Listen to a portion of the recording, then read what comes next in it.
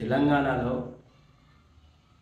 మరే సమస్య కూడా లేనట్టు అల్లు అర్జున్ వర్సెస్ ప్రభుత్వంగా లేదా అల్లు అర్జున్ పుష్ప వర్సెస్ ప్రభుత్వంగా ఒక సిరీస్ని ఈ న్యూస్ సంస్థలైనటువంటి న్యూస్ యజమానులు మీడియా ప్రతినిధులు నడిపిస్తూ ఉన్నారు. ఇవాళ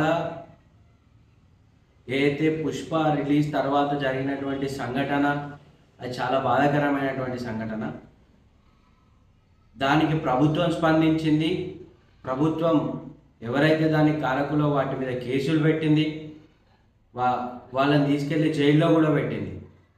అదేవిధంగా ఎవరైతే ఆ సంఘటనకి కారకులు ఉన్నారో వాళ్ళు కూడా స్పందించి ఆ యొక్క అబ్బాయి